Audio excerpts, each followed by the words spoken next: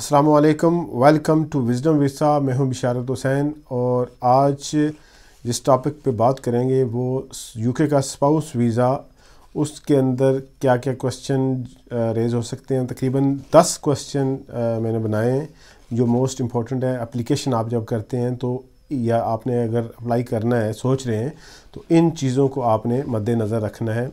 वो तकरीबन 10 क्वेश्चन क्या होंगे कि आपने कैसे अप्लाई करना है स्पाउस वीज़ा, कहाँ से करना है, कौन सी एप्लीकेशन करनी है, उसकी स्पाउस वीज़ा की रिक्वायरमेंट्स क्या हैं, और जो आउटसाइड ऑफ यूके क्या मैरिजेस अलाउ हैं या नहीं, इसका प्रोसेसिंग टाइम कितना है, और क्या स्पाउस वीज़े पे यूके के अंदर क्या काम अलाउ है या नहीं है, क्या बेनिफिट क्लेम कर सकते हैं या नहीं, क्या जॉब चेंज कर सकते हैं कि नहीं, और कितने अरसे बाद ब्रिटिश नेशनैलिटी अप्लाई कर सकते हैं या मिल सकती है, और अगर खुदा नहास्ता स्पाउस वीज़ा रिफ्यूज़ हो जाता है तो क्या रेमेडीज़ है, क्या उसका तरीक़ाकार होगा। तो चलें शुरू करते हैं स्पाउस वीज़ा पे कि इसकी जो अप्लाई कैसे करना है। तो अब मोस्टली एप्लीकेशन जो है वो सारी ऑनलाइन एप्लीकेशंस हैं, और आप अगर यूके से बाहर करना चाह रहे हैं एंट्री क्लियरेंस तो आपको करनी होगी, और अगर यूके के अंदर हैं तो आपने एक्सटेंशन अप्लाई करनी है। तो दोनों जो एप्लीकेशंस होंगी वो ऑनलाइन ही होंगी, लेकिन मेक श्योर कि फैमिली रूट पे आप कर रहे हैं तो उसमें काफ़ी सारी ऑप्शंस होती हैं। तो वो पहले किसी लॉयर से, किसी सोलिसिटर से रब्ता करके पहले इंफॉर्मेशन ले लें या उनको केस दे दें, क्योंकि इसमें काफ़ी कम्प्लिकेशंस होती हैं। बाज़ औक़ात केस टू केस वेरी करता है, और इसकी फ़ीस तकरीबन 2600-2700 पाउंड बनती है, जो अगर खुदा न खास्ता आपकी छोटी सी गलती आपको इतने लॉस से बेयर करना पड़ सकता है आपको। तो बेहतर है कि आप पहले इंफॉर्मेशन ले लें या इकट्ठी कर लें। और इसकी मेन रिक्वायरमेंट क्या है। स्पाउस वीज़ा अगर कोई जो ब्रिटिश नेशनल है या यूके के अंदर इंडेफिनेट है, सेटल्ड पर्सन है, उसने अगर किसी बाहर से किसी गैर ब्रिटिश से शादी करनी है या गैर जो यूरोपियन नहीं है उनसे शादी करनी है, या यूरोपियन भी अब तो वैसे वो कानून बदल गया, तो आपको यूके के लिए आपने स्पाउस वीज़ा अप्लाई करना होगा। और स्पाउस वीज़े के लिए इमिग्रेशन लॉ के अंदर जो अपेंडिक्स FM है उसके मुताबिक आपको 18,600 की फाइनेंशियल रिक्वायरमेंट पूरी करना होगी। ये मोस्ट इम्पॉर्टेंट है। जो लोग इसको बिल्कुल लाइट लेते हैं उसके वीज़ा रिफ्यूज़ होने के चांसेस बहुत ज़्यादा हैं, क्योंकि 18,600 आपकी इनकम होनी चाहिए एटलीस्ट लास्ट 6 मंथ की, और अगर आपने नई जॉब शो की है तो फिर 12 मंथ की शो करनी होगी जिसमें आपकी 18,600 होनी चाहिए। और किसी भी महीने में आपकी इनकम जो है वो 1550 ग्रॉस से कम नहीं होनी चाहिए। अगर आप इनकम से, चाहे वो एम्प्लॉयमेंट से है, नॉन एम्प्लॉयमेंट से है, सेल्फ एम्प्लॉयमेंट कोई भी हो सकती है, अगर इससे पूरी नहीं कर सकते तो आप कैश सेविंग से पूरी कर सकते हैं। अब कैश सेविंग कितनी होगी, इसमें दो चीज़ें हैं। एक चीज़ है कि आप जब वीज़ा एंट्री क्लियरेंस या आपकी जो एक्सटेंशन है उसके लिए है, तो फिर इसका फार्मूला ये होता है कि जितनी आपको अमाउंट चाहिए मल्टीप्लाई बाय 2.5 प्लस 16,000। तो अगर आपको 18,600 चाहिए, इसको मल्टीप्लाई करेंगे 2.5 से और इसमें 16,000 ऐड करेंगे तो ये टोटल बनेगा 62,500। इतनी आपके पास सेविंग होनी चाहिए, एटलीस्ट लास्ट 6 मंथ आपके अकाउंट में होनी चाहिए, और आपके पास उसका source of funds, source of saving जो है वो होना ज़रूरी है, वो कहाँ से पैसे आए हैं, ये एक तरीका है। और जब आप इनडेफिनेट अप्लाई करते हैं तो इनडेफिनेट के लिए थोड़ा सा फार्मूला इसका डिफरेंट हो जाता है, उसकी रिक्वायरमेंट डिफरेंट हो जाती है। उसके अंदर आपने क्या करना है कि 18,600 को मल्टीप्लाई करना है 2.5 से, जो जवाब आएगा उतनी आपको सेविंग शो करनी है। इसके अंदर 16,000 ऐड नहीं करना। ये इनडेफिनेट लीव टू रिमेन के लिए होगा।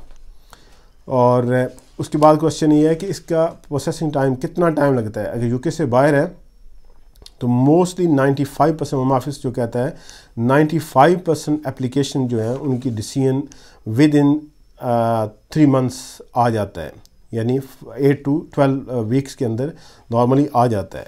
और बाकी जो है 100% जो है वो तकरीबन 6 महीने तक आ जाता है। इसी तरह यूके के अंदर भी 3 से 6 महीने का टाइम है, लेकिन अगर आप सेम डे करना चाहते हैं तो सेम डे कर सकते हैं 24 आवर्स, तो उसके लिए आपको एक्स्ट्रा 800 पाउंड देना पड़ेगा। With in 24 hours working time रफली 3 डेज़ बनते हैं, तो वो उसमें आपको डिसीजन मिल जाएगा। ज़्यादातर तो उसी दिन आपको मिल जाता है same day with in 2-3 hours, लेकिन अगर किसी वजह से डिले हो जाए तो उनके पास 3 वर्किंग डेज़ होते हैं, यानी 24 आवर्स वर्किंग आवर्स। उसके बाद है कि जो स्पाउस वीज़ा है, अगर आपके पास स्पाउस वीज़ा है, यूके के अंदर रह रहे हैं, तो आप क्या जॉब आपको अलाउ है, वर्क अलाउ है या नहीं।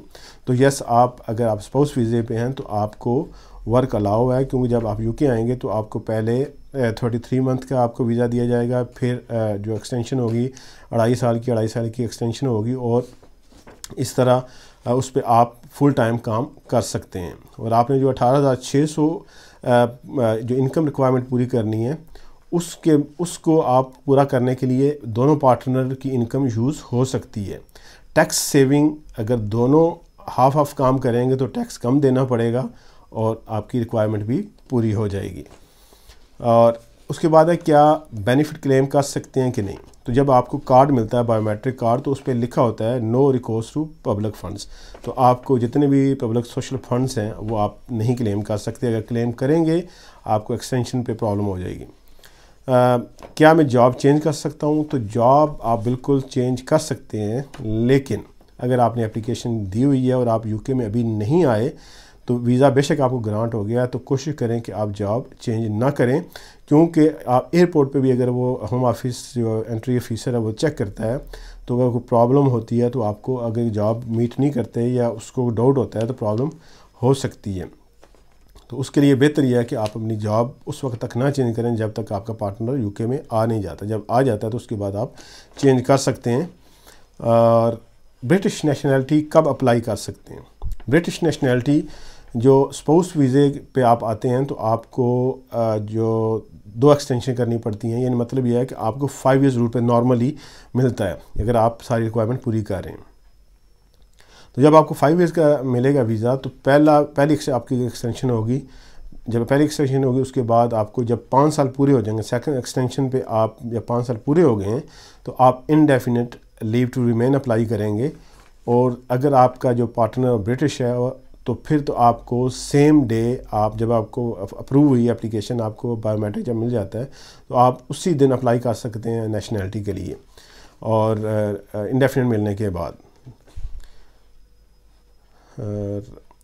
पाकिस्तान से या यूके से बाहर कहीं से भी आप आ रहे हैं तो उस बंदे ने क्या प्रोवाइड करना, आपके पार्टनर ने क्या प्रोवाइड करना होगा। उसके लिए अगर पाकिस्तान से हैं तो आपको टीबी टेस्ट ज़रूरी है, विद इन 6 मंथ वैलिडिटी उसकी होती है। और A1 जो है इंग्लिश टेस्ट आपको मिनिमम पास करना होता है, उसकी वैलिडिटी 2 साल होती है। और अगर किसी वजह से आपका जो वीज़ा में टाइम ज़्यादा लग जाता है और आपका टीबी टेस्ट एक्सपायर हो जाता है तो बेस्ट है कि आप नया टीबी टेस्ट करवा के फ्लाई करें। और खुदा न खास्ता लास्ट क्वेश्चन ये है कि अगर आपकी स्पाउस वीज़ा एप्लीकेशन रिफ्यूज़ हो जाती है तो क्या रेमेडीज़ है आपके पास।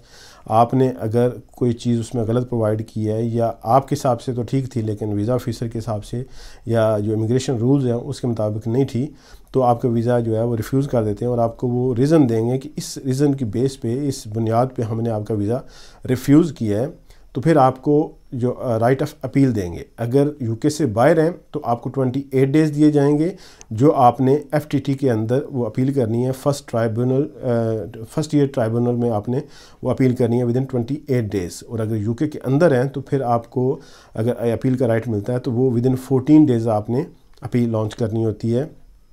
अगर लेट हो जाएंगे तो फिर आपको रीज़न देनी होगी कि आप लेट क्यों हुए हैं। तो ये बेसिक क्वेश्चन थे स्पाउस वीज़ा के लिए कि जो लोग यूके के लिए अपने पार्टनर का वीज़ा अप्लाई करना चाह रहे हैं या करना चाहेंगे, तो उनके लिए ये बेसिक इन्फॉर्मेशन है, इस पे अमल करें और ये चीज़ें सारी अगर ठीक करके फिर वीज़ा अप्लाई करें, इंशाल्लाह वीज़ा ग्रांट हो जाएगा। अगर किसी वजह से आपकी कोई रिक्वायरमेंट पूरी नहीं हो रही तो फिर जल्दबाजी में वीज़ा अप्लाई ना करें, वो स्ट्रेट वे रिफ्यूज़ कर देंगे। Thank you for watching. अपना ख्याल रखिएगा। अल्लाह हाफिज़।